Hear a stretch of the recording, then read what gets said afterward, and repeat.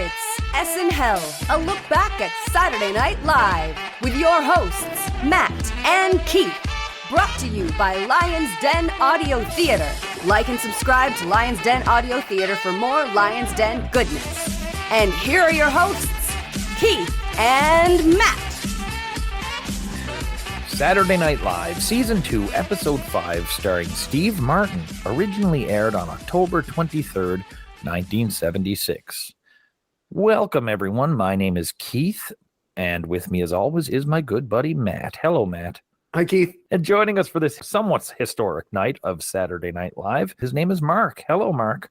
Hey, how's it going, guys? So, Steve Martin. My memories are from the movies. Of course, Planes, Trains, and Automobiles, The Three Amigos. I never saw The Jerk, actually, until it was a bit later.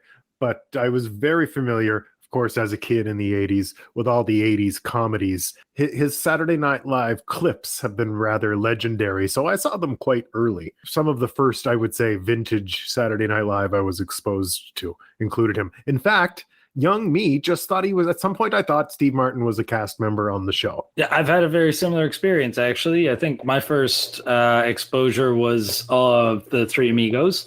It was a little later that I got to Planes, Trains, and Automobiles, but I think that's probably for the best. I don't know if I would have gotten that one as a kid. Yeah, I also thought, I just assumed, because so many of his appearances are iconic, that he was also just a cast member at some point. And I do recall a Saturday Night Live sketch from when I was a teenager where they had the handful of people who had hosted a million times, and Steve Martin and Alec Baldwin were both involved in that. And yeah, Steve Martin is currently holds second spot for most times hosted. He's at 15 and Alec Baldwin is at 17. This is his first of 15 hosting gigs and first of 27 appearances, I believe. Just a quick bio of Steve Martin. He was born in 1945 in Waco, Texas, so that makes him about 31 in this appearance. He was, at this point, he was not a film guy. He was an absurdist comedian doing the stand-up thing, although I don't consider him so much stand-up. He was a writer for the Smothers Brothers Comedy Hour. At this point in time, he was a white-hot stand-up comedian. In many ways, he's certainly, to me, more of a surrealist performance artist, more in the vein of Andy Kaufman than in a Robert Klein or a George Carlin. And he had either just finished or was just about to finish writing for the short-lived Dick Van Dyke variety show called Van Dyke and Company. Certainly a hot commodity at this point. Fascinating history. I was wondering earlier, what was the perception of Steve Martin at this time? Because it was difficult for me a little bit to put myself in the mindset. What do people right now think of Steve Martin? Because I know he's not the big star. Obviously, he's I shouldn't say star. He's not the big actor yet. Mm-hmm. Yeah, I definitely got a sense that the audience was very excited for him to be there. So I was also wondering that because I didn't think he had many movie appearances at this point. And the old stand-up routines they weren't doing HBO specials back then like they do now. But it definitely seemed like the people in the room were very excited for him to be there. So there was some, I don't want to say objection, I'll say hesitation by Lorne Michaels for getting Steve Martin to host. There's more about it in the Live from New York book.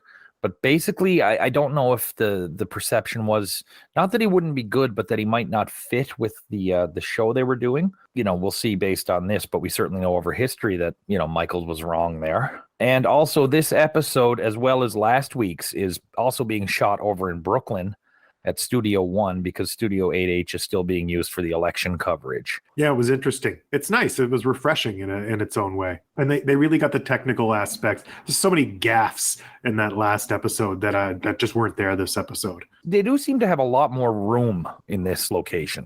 Some of them sets are huge. It was nice that a couple of times during the episode, they do a nice pan out. And I always find that interesting to look at. Yeah, there were a couple of good ones getting to peek behind the curtain. Yeah, where it's pulling back and you can see where the wall blocks off and recognize the stage from the other side and see everyone buzzing around to get everything done. So let's break down the show here. We go to the cold opening. So Dan Aykroyd is voicing the manager of the New York Yankees, and he's standing on a stool and his head is obscured. So what happened was the Yankees were swept in the World Series. The Cincinnati Reds went 4-0 over the Yankees. Aykroyd, as the manager, is trying to console his team. Chevy, playing one of the baseball players, stands up. The coach says it won't happen again. Chevy kicks the chair out or the stool out from under him, and the manager has hung himself. And then Chevy says, live from New York, it's Saturday night. So this is the first time we have a cold open without a fall. Eliminating the fall opens up a big wall of possibilities, so I was glad to see that. However, this wasn't particularly funny to me. Very refreshing, I thought as well, of course, about the fall. It was obviously just something relevant to the time. At least they kept it pretty short. Wow, getting blown out 4-0 in the World Series for the Yankees must have been a horrible embarrassment at the time. Yeah, that's a dirty sting to take. And I mean, I don't know that technically there wasn't a fall. The fall got stopped, and I think that was the joke by a noose.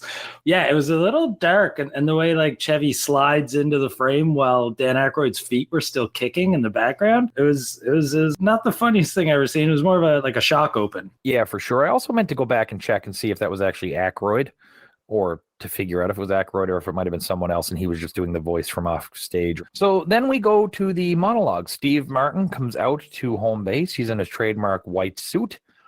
He does a bit where he says he's sincere to be there. It's great to be there, great to be here. He moves around, he drinks water, spits it out. Basically, this is of just Steve Martin at his bizarre self. Then he pops out a banjo and sings Rambling Guy, the least catchy tune of all time. Then he does the arrow through the head bit. The thing I like about Steve Martin, especially at this point in time, he has a way of proactively like avoiding awkwardness by making it part of the act. To me, this is like entertainment about entertainment. No matter what happens, it seems to just be part of the show, even if it's like these awkward pauses and stuff. I did enjoy this a lot. Yeah, he does a really good job of keeping the energy up and staying engaged. I had a really good laugh at the take with the water. By modern day sensibilities, some of the stuff might come across as a little hacky, but that's only because it's been overdone since he made it a thing. But yeah, and this was one of those moments where like the live audience was so into it, and that kind of helps you get into it. Yeah, I loved it. Wild, refreshing, original kind of stand-up at the time. Certainly Steve Martin. I thought it was one of the better monologues we've seen in quite some time. So then we go to a commercial. It's an in-studio, like, live commercial. Chevy Chase speaking for milk. Basically, Chevy gives a bunch of positive qualities of milk, and then he slips into something bad about milk and starts to go off on a tangent and either cuts himself off or gets cut off. And he keeps having to restart. We get a quick cameo from longtime stage manager Joe Disco. I actually really enjoyed this as well. I thought this was one of Chevy's better outings. He's good at this particular character. I mean, he never really did it a lot. He was very convincing. It was just silly, and it cracked me up. Yeah, he's got really good deadpan delivery and like being a bit of a jerk, like not getting it and slipping into the negative things so casually. I think he sold it really well. Yeah, this was enjoyable. Yeah, I worried at first that this was going to be one of them Polaroid, like the Polaroid commercials they used to do, where this was a legit commercial for milk. And maybe that's a testament to Chevy, because at first I thought that's where he was going. And then he starts talking about, sour breath and all this sort of stuff. I'm assuming maybe at the time that there was some sort of pro-milk ads on the air. Oh, I think so. Yeah, they surface every 5 years or so, I think, don't they? Yeah, like I grew up on the Got Milk with the milk mustaches. I think before that there was the like random people painted like cows thing, like Dougie. Hey Dougie, what's your secret? The one I remember was milk does a body good. Yes. Oh yes. Yeah. That's from when I was a little kid. So yeah, Big Milk, man, they got deep pockets. Everybody's been worried about Big Oil, but maybe Big Milk is ruling the world. So we go to a Chiron, and there's a woman there who keeps mentally undressing the rest of the audience. I kind of chuckled at that one, actually. And now we go to Jeopardy 1999. So it's Jeopardy set in a futuristic 1999, which is funny looking at it from this side. In this one, everybody has like a big puffy white fro. They're definitely repurposing the costumes from the Star Trek sketch from the last year. So Steve Martin plays Art F144. That's kind of a bad impression of Art Fleming. And Don Pardo plays Don Pardo because he was the voice of the early version of Jeopardy. Dan Aykroyd comes out as Danny M125. Lorraine comes out as Lorraine A270. Lorraine gets a huge pop when she walks out. And then Chevy comes out as Lee P413. This whole sketch is a bunch of topical jokes making fun of basically what could happen with some newsmakers of the day that would be completely ridiculous. The first president to die in office being Walter Mondale, stuff like that. But the last question is, what comedian's career fizzled after leaving SNL? And so word by now is getting around that Chevy's on the way out. This took forever. The set was great. The music was great. They had everything there as it was at the time. Dan shocking the hell out of me by saying in 1983, baby killing became legal, and the Laser-matic, a laser version of the Vegematic, but this went on way too long. Yeah, I feel like the topical nature of a lot of the jokes maybe caused it to drag a lot longer from our end of the time spectrum, I guess. Yeah, this one did drag. There were a couple of good chuckles, but I also found I think Steve Martin flubbed like 2 lines through this too. And so that kind of made it feel a little draggy as well. Like it just sort of takes you out for a second. And yeah, the baby killing joke. And they also had one of the questions was about who assassinated Kennedy. And it seemed oddly dark. Such a good idea. They'll figure it out. And I really wish that the contestants had been a little more zany. They weren't zany enough, like, oh, Lorraine Newman loves sex. The contestants had no character. So that was kind of flat. It's like they had a good idea, like, yeah, let's do Jeopardy in the future. And then they're like, we'll figure out the rest later. I give Dan points for zaniness. I thought Aykroyd was zany, but yeah, it was pretty flat, Chevy and Lorraine. When you look at old Jeopardy, for me, the thing that always blows my mind is that the contestants used to sit. Like, to me, that just seems so weird. I didn't know that. That is weird. Yeah, that's before my time, too. Yeah, that would be weird. Oh, yeah, it's definitely before mine as well. But me being me, I've gone back and watched episodes of Jeopardy from the 70s. It's what I do on my Friday nights. So our Chiron, this woman practiced applauding at home. And then we go to our music bio, and it's Kinky Friedman. And Kinky Friedman, Chicago-born, Texas-raised. He is a musician, satirist, eventually a novelist. He was the frontman of a band called Kinky Friedman and his Texas Jew Boys. He was really into really throwing music and entertainment on its ear, playing with convention to make a point, apart from really what he was actually saying, or sometimes what he was trying to symbolize. Sometimes his parody was just the entertainment itself. Very politically charged. At times, nothing was sacred. He was definitely an equal opportunity offender by all standards. Kind of an interesting career. I certainly don't know if it would fly these days, but it's definitely worth a look. He sings a song, Dear Abbie, which was released on the 1976 album Lasso from El Paso. Eddie Guerrero fans will take note. And the album featured Ringo Starr, the band, Ron Wood, Dr. John, and Eric Clapton, T-Bone Burnett. And it's the third album to feature Gary Busey. So let's give some love to everybody's favorite drummer from Goose Creek, Texas. Yeah, out comes Kinky. He's dressed as sort of a Tex-Mex getup, and he sings a lonesome love ballad. It's not about the advice columnist, Dear Abbie. It's allegedly named for Abbie Hoffman. The phrasing of the verses to me was a little too similar to Bobby McGee. I'm not overly familiar with his work, but from what I do know, he's usually quite zany and odd, and we didn't get that tonight, so it was a little jarring. It'd be like if Weird Al came out and sang Stairway to Heaven with no jokes. But this was all right. I didn't know anything about Kinky Friedman, and so to listen to you go over his bio, he sounds like some sort of Frank Zappa character. So to hear that, very interesting. And I'd be like, ooh, that sounds like it'd be right up my alley. I'll go check it out. But if the first thing I saw was this performance, I'm going to stop looking. This was really at a place on the very energetic, fast-paced show. I didn't like it slowing down for this. And I wish I had seen more of what you're talking about. Yeah, hearing you spell out his background and his career definitely feels at odds with this performance. And when you first see him with the mustache and the interesting getup, I guess I was expecting something along the lines of what you were describing. I'm not familiar with him either coming into this. And yeah, I found this just kind of really flat and a little bit of a brick wall for the energy and the momentum of the show. I couldn't place what song, but as soon as you said me and Bobby McGee there, Keith, it clicked. It sounded like something I knew, but then when it turned to something I didn't know, I felt even a little more jarred by it. And so I was not that big a fan. I sort of wonder if they kept him at that one because they knew he would do it like without any controversy. Seems like an interesting guy. He might not agree with his politics or whatever, but again, he's one of these people. It's sort of hard to tell sometimes if that's his actual politics or if it's or if even that's kind of a work.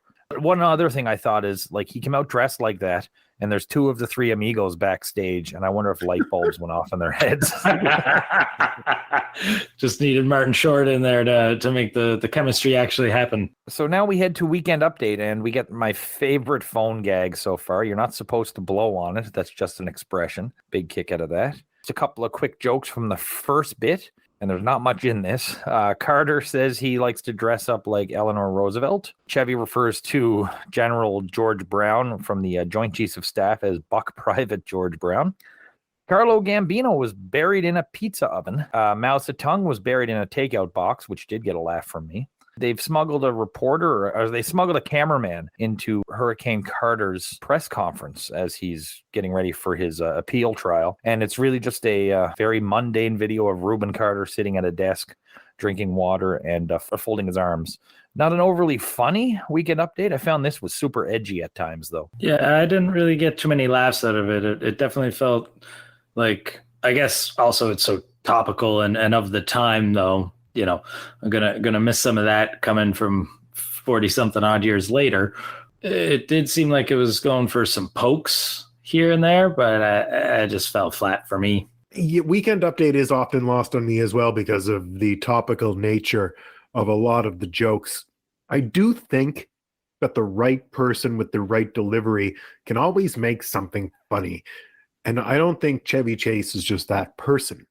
And when I was watching this one in particular, I was thinking about, and because getting to watch Jane Curtin do it for 2 weeks was eye-opening. Chevy Chase is regarded as, he was the first to do it. He's the Weekend Update legend. He's certainly not the best Weekend Update person ever, in my opinion. I don't know. It's so tired at this point. He feels so tired. It never changes with him. Like his delivery is adding nothing to the jokes.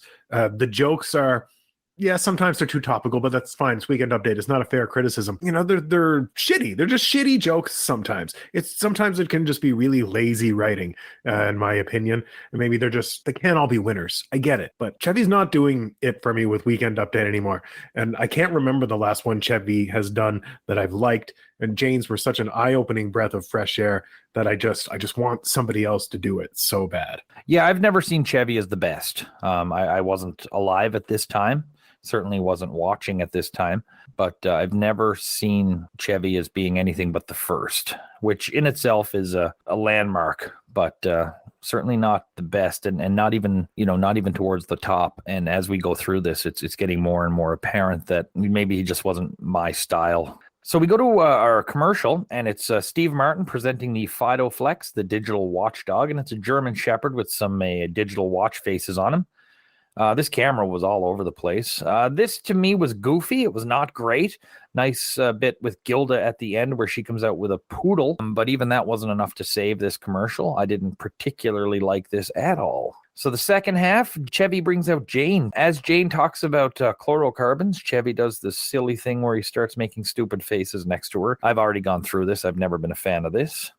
Then Al Franken wanders onto the set eating a sandwich as Chevy reads a story. Chevy doesn't like people reading over his shoulder. Franken apologizes and leaves. Got a big kick out of that.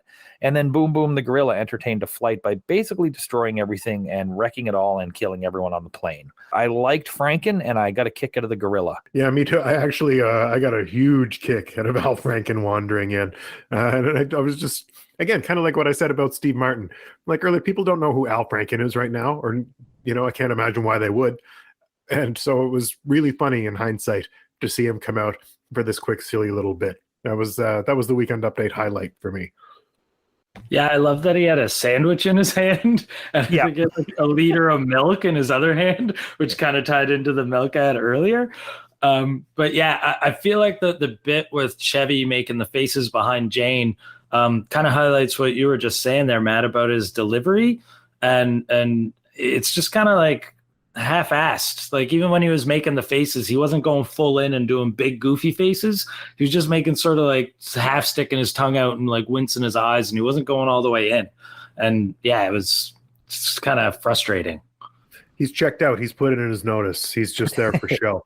Yeah. And you know how fucking disappointing it is knowing how much I like Jane Curtin to see her get brought out there just for this bit. That pissed me off.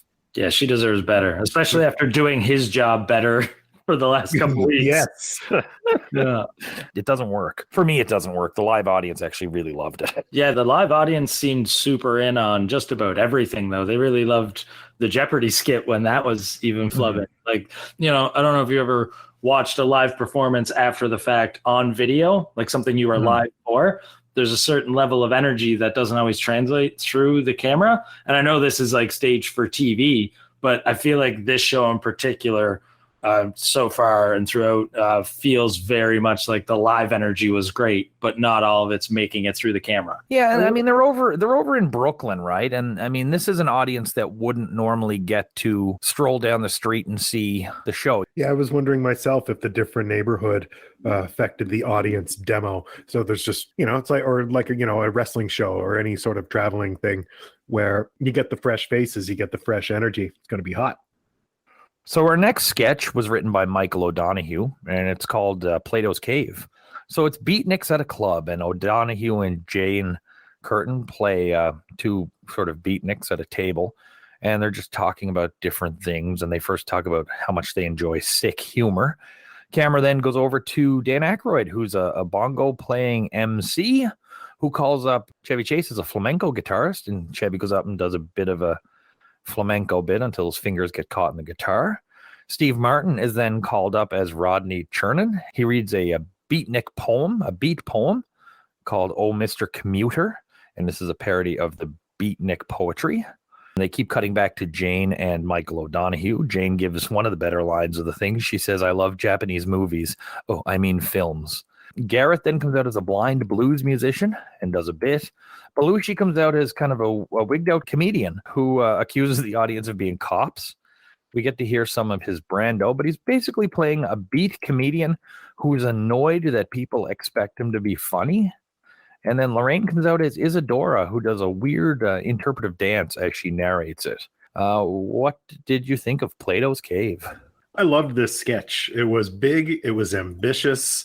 It was, it was long. And I don't think all of the jokes worked, but everybody is all in on their characters. I thought everybody did a great job.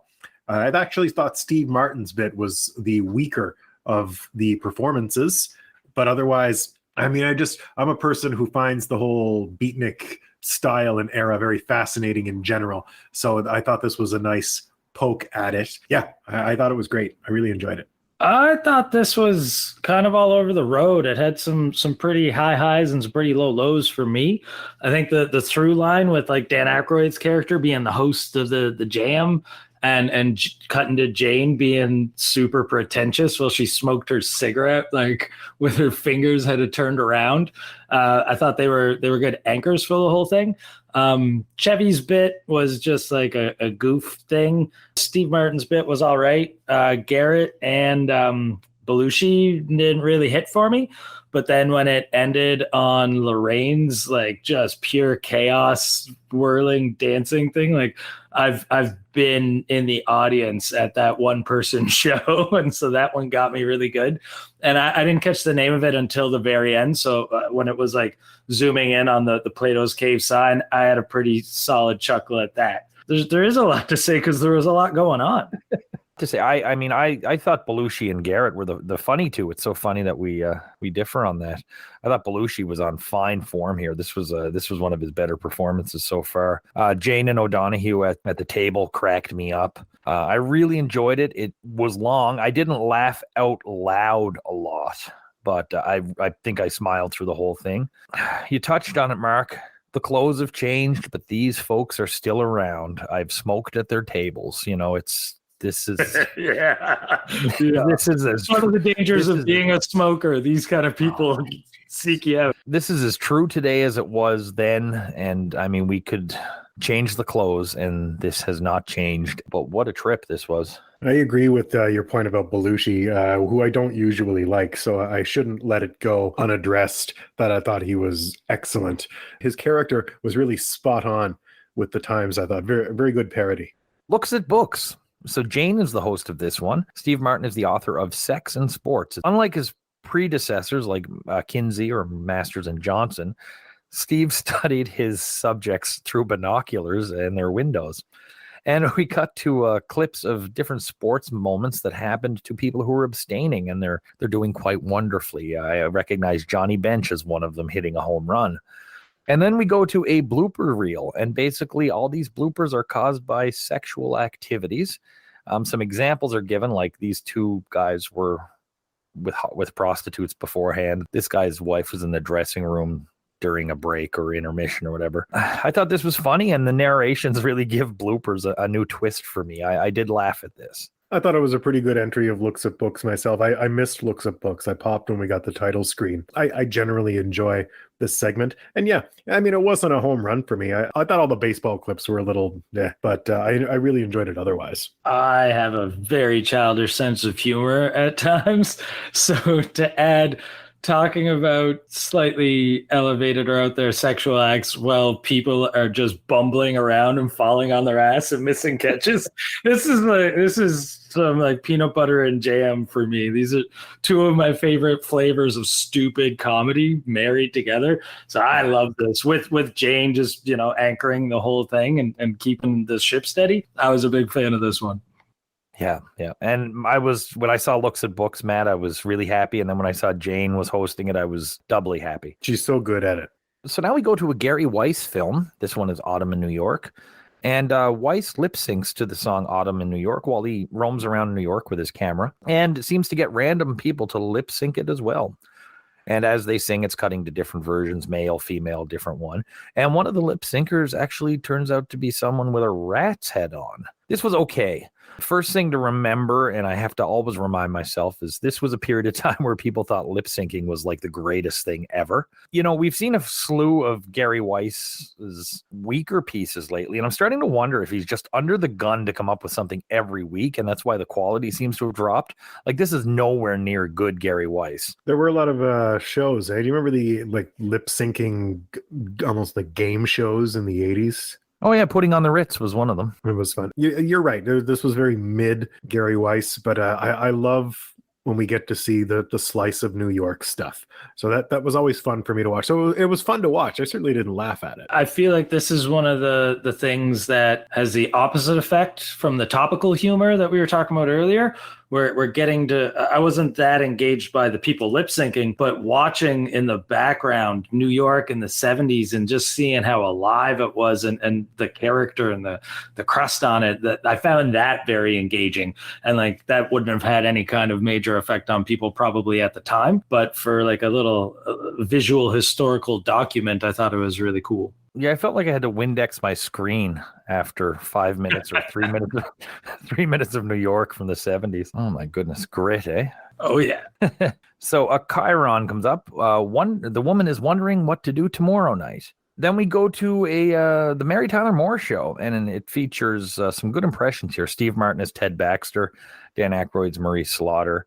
Lorraine plays a mute and unmoving Mary Richards. We get Gilda as Rhoda and Jane Curtin as Sue Ann.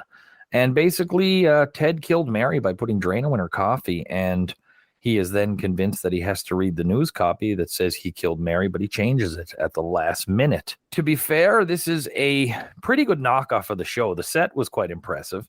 The impressions were pretty good, some of them. Ted, Rhoda, and Murray in particular. So much so, when I was a little kid, I actually thought Gilda Radner was the person that played Rhoda. But I can't imagine anyone who's not familiar with the Mary Tyler Moore show liking this at all. It was super long. The jokes were beaten to death.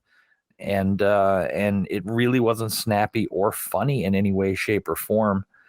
beyond making fun of an institution on television. So, big side thumb for me. Yeah, let me tell you, not familiar. So this was not funny. Really low point of the show for me. Took forever. I got that they were doing, a show. I knew it was a sitcom parody thing, but I mean, I'm not familiar. So this was just dead air for me. I really hated it. Yeah, I think I might have seen maybe one whole episode of Mary Tyler Moore my entire life.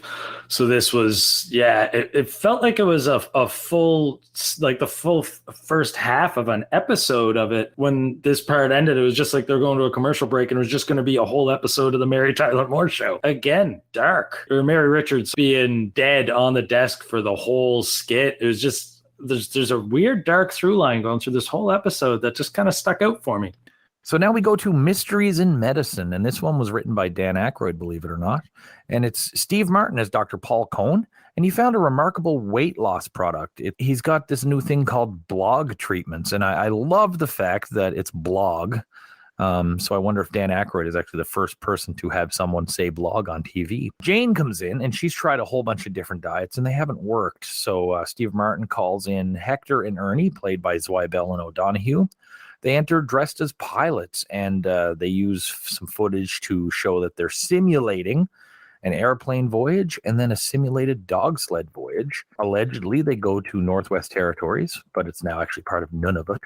And Jane goes into an ice fishing hut where she has to catch her own fish. Blog comes in, and that's John Belushi, and he's playing kind of I don't know if he's supposed to be, I guess he's supposed to be an Inuit who makes Jane fish. And then Lorraine comes in as Midge. She's lost a lot of weight. And basically the gist of this diet is that you get to eat whatever you can catch and hide from Blog. And then we get Jane and Lorraine fighting over a fish. And Blog turns out to be Dr. Mike Blog. It's not at all an ice fishing hut. It's a little mini studio off the doctor's office, and they're watching everything on closed circuit. Whenever someone catches a fish, Belushi puts on his costume and goes in as Blog. This was long. This was convoluted. I really wanted to like it, and I just couldn't. This was quite bad. I definitely liked it a little more than that. It was too long for sure, but I thought the premise was great. I'm not surprised. I shouldn't say I'm not surprised. It makes sense to hear that Dan Aykroyd wrote it. I thought it was pretty. I thought the parts in the hut with Lorraine and Jane were pretty funny. I don't know. I just liked it more than you, I guess. Yeah, it was long and really out there, and I feel like there's likely some drugs involved in the crafting of this one. I agree with you, Matt, about the bits in the hut. There was really good chemistry between Jane and Lorraine got a huge pop with her first joke when she was talking about how big she used to be and how much weight she lost. And that the audience went off really hard for her there. But outside of that, it was a little too long, a little too out there. This one needed some scissors taken to it in one or two spots. She wants to get down to 10. Yes, yeah. The audience went nuts for that. Our next sort of last bit is just Steve Martin doing some stand-up. The kicker line for me on this one is he's not a one-night stand type of guy, and he believes you should get to know and love someone before you use and degrade them. This was Steve Martin doing his stand-up. I liked it. Yeah, that was definitely the line of the monologue. I was actually kind of expecting him to announce a second musical act, and then he just kept on going, so my headspace was a little weird for it. He went really dark by the end of it, where he was talking about his girlfriend and how she passed away and how he just couldn't deal with her anymore. And it tied in with the whole undercurrent of the whole show. It just kept on going to these weird little dark places. Shit, I love that girlfriend bit. That was so good.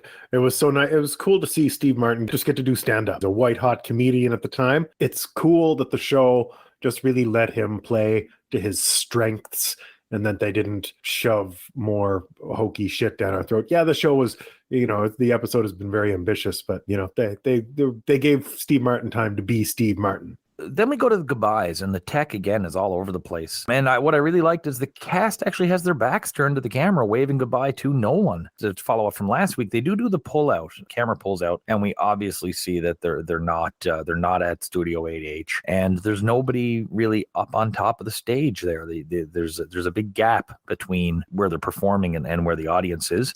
And I couldn't help but notice that Michael O'Donoghue was there for the goodbyes, which was good because he was in it a few times tonight. anything from the goodbyes? Well, just a neat little bit. Everyone having their back turned felt in line with the absurd nature of Steve Martin. I haven't been noticing. Is it customary at this point for the musicians to even be out there? Because it is now, and I don't remember if the only one I remember seeing was Joe Cocker on the Eric Idle episode. All right, so let's jump into our epilogue. So Steve Martin will, of course, be back many, many times. Musically, Kinky Friedman does not come back. The Lasso from El Paso, I think that might have been his last album that wasn't recorded live for something like 40 years. And ran for governor of Texas in 2006, and he finished 4th. He's, still does music. He did some writing for a few periodicals. And one of my favorite things is he's written a bunch of detective novels with a slightly fictionalized version of himself as the protagonist. I'm interested in checking out more of this guy's work, and I certainly will. So let's get into our ratings here. So for the host, Steve Martin, to me, was a real workhorse. He appeared in almost everything. He was funny even when the material wasn't great. He fit in well with the cast, although this was one of them ones where the episode was not good, despite the fact that the host was. Top tier host for sure. Gets to stand out on his own and blends in with the cast, as you mentioned. One of the best. There'll be better to come. Yeah, I would almost say it was impressive how well he carried the momentum and the energy through the bad material. Like even when it wasn't that good, I didn't feel like I had to check my phone or change the channel or whatever. I was still there. So I think and the way that he the host, and he's there, but also during some of the skits, it just felt like he was one of the cast too. Yeah, being able to do both at the same time, I think there's a good reason why he comes back so much. So for the music, I wasn't overly familiar with Friedman other than the name and what he was known for. We didn't get any of that tonight. This was a nice song, but we've heard a lot of nice songs. If anything, this might be a gateway to me into looking to more of his stuff and seeing what actually brought him to the dance. But I wasn't overly impressed tonight with this, other than it being just a nice song.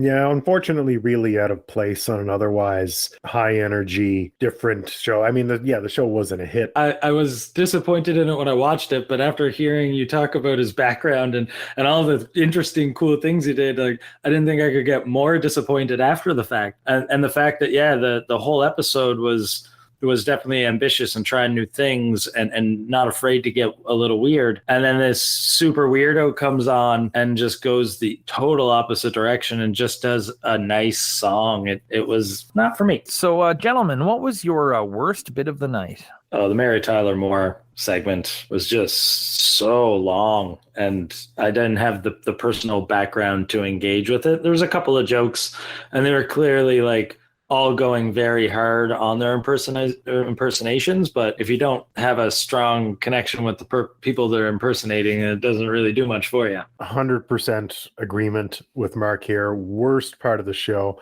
and that's including a dreadful Weekend Update where I really only smiled when they mentioned David Bowie, who, by the way, is the kind of cool musician that should be on the show. But anyway, I digress. Definitely a drag of a sitcom parody for me. My list of contenders for worst is significantly higher than my list of contenders for best. Okay, I did wind up going with Mysteries in Medicine, though. I'm more familiar with Mary Tyler Moore, and I was actually Gilda playing Rhoda was kind of funny because it was just something I thought was the case when I was a little kid. Yeah, I went with Mysteries in Medicine, but that's really only slightly ahead of quite a few things. So that's where I sat. So what was the best for you, fellas? Looks at books, 100%. I was giggling, laughing out loud, watching two supposed professional millionaires run into each other and smash into each other's faces and fall on their asses while Steve Martin's making dirty comments over top. I'm not going to say I'm a fancy man. That shit tickled me pink. That was written for you, yeah. My favorite sketch of the night was the Beatnik cave, Plato's cave. I thought it was ambitious, and I thought most of it worked. Yeah, it was a little long, but I really think that, trying to spread their wings with ambitious comedy like this is one of the things that's keeping the show hot. It's keeping it interesting, so it's not just the same shit all the time. So I think it's important writing, and the Beatnik thing was just so well done. And to the point you guys made, this is still around. These people exist. There are still annoying people everywhere. All of the cast in it, especially Belushi, really hit it out of the park. I loved it. Yeah, your two were my two, and I agonized over this one, actually. I did wind up going with looks at books, and that's purely because I think it was the per capita laugh for me was higher in looks at books. It didn't have any dead space, which the Beatnik one did for me. But, I mean, different day, different time, different mood. It would have been Plato's Cave. So who is your star of the night, fellas? Lorraine Newman. I don't know if I've ever picked her before, but I thought she was excellent tonight in everything she was doing. She didn't really have a lot to do in the Jeopardy sketch, but her dance in the cave was fantastic. And what was the other thing? Oh, when she was in the when she was at the fish hole with Jim, and she wanted to go down to 10 pounds. That was really a big hit for me. And then just absurd. The fact that Lorraine Newman needs to lose weight is just awful to think about. But anyway, I thought she was very consistent all night. I liked her. Yeah, I'm with you, Matt. Every time she got on screen, she just like got a huge pop from the audience, like you said before. And yeah, she was just on fire with everything she did. Steve Martin on this one. He was the only one that kept it together for me the whole time. And even when the material sucked, he was good. And I think with Steve Martin, he actually winds up making far more appearances than half of the future cast does. So I can justify that one in my mind. And Matt, yes, you did pick Lorraine once before. It was the Chris Christopherson episode. Cool. And our final grade. So overall, this was extremely disappointing for me. A lot of super long sketches. There was a lot funny, but there wasn't much in the way of like actual laughs. I think what happened is I might have been, in the mood for South Park, and I got King of the Hill, if that makes sense. Still funny, different kind of laugh. Martin was good. The cast was fine. Update is back to being sucky. Jeopardy was probably hilarious at the time, but not so good now. And almost everything else was way too long, except looks at books. So I'm really getting the sense that the change of venue was kind of hurting them. They don't have an audience right on top of them. They're losing some reaction, and it seems to be translating. Now, one of the beefs I have with later season is sometimes that the audience laughs and cheers when they kind of feel like they should, rather than if something is funny. And I kind of got that sense tonight, actually. And I think it's just this Brooklyn audience being super excited to be there live without having to take 9 buses. And I think that this audience was really into the obvious and missed a lot of the subtle. I actually gave this one a 5 out of 10. I definitely felt like there's a few skits that went way too long, but they were at least trying stuff. And so I can appreciate that. And there was a fair number of technical flubs and a few line flubs, but they pushed through all of them really well. And even when the material was sucking, the energy was still good. I gotta give it a 6. I've watched a couple of bad episodes thus far, and this one, even when it wasn't good, it wasn't full-blown bad for me, if that makes sense. Makes sense to me. It's not a complete disaster, and there have been some really bad. That Karen Black episode was awful. So, when I look at something like that, and then I look at something like this, I say, okay, a big thing for me this episode, as you said, Mark, is that they were just trying new things. And I really thought that cave sketch was terrific. It sucks that Weekend Update sucks. It is historically just one of my favorite parts of the show later. And it's painful watching it drag like this with an uninvested lead. The musical guest was completely insignificant for me. I really liked that there was only one segment of it. I give this a 6 out of 10 as well. So I go with a 5. Matt went with a 6. Mark went with a 6. Then averages this out at about 5.7. And the Internet Movie Database gave this one a 7.5. That's Steve Martin glorifying. Like, oh, Steve Martin, that's a good one. It finished 8th in the season and 143rd of all time. Yeah, none of that makes sense. It wasn't that funny. Come on, guys. Did the Internet Movie Database exist at the time of the show and get all the topical humor back then? How's that getting over a 7? It's love for the host, right? I mean, Norman Lear, which, was a 7.4 on the Internet Movie Database, we loved. So I think we're all in agreement that even though this episode kind of stunk, it wasn't Steve Martin's fault. If I was booking hosts at the time, I would be very quick to invite Steve Martin back. Yeah, this definitely felt like a weak script week, but very strong performance. The writers were having too much sex before they wrote.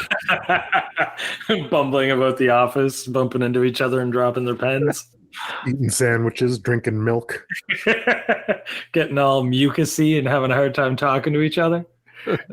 So we'll be back in about a week. We have another. This is one of the ones on the list. When I look ahead, I see and I get really excited for.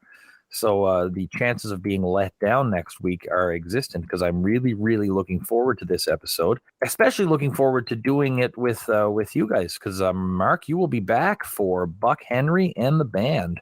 How excited does that make you, lads? I'm very excited. Looking forward to this one quite a bit. Buck Henry's had some really solid outings previously, and I'm a huge fan of the band, and I'm a big fan of you guys. So I'm really looking forward to it. Always love the Mark episodes. Thanks for coming by, Mark. I'm not very excited about the band, but I love Buck Henry, so I am also pumped. And now, Mark, you're not a Robbie Robertson guy, though, right? Let's not get started on that right now. We'll save it for next week's episode. And for me, if you take Graham Chapman in The Holy Grail and you mate him with Levon Helm, that's me. That's awesome. So until then, we'll be drinking milk, having sex, and mating celebrities here in SNHell.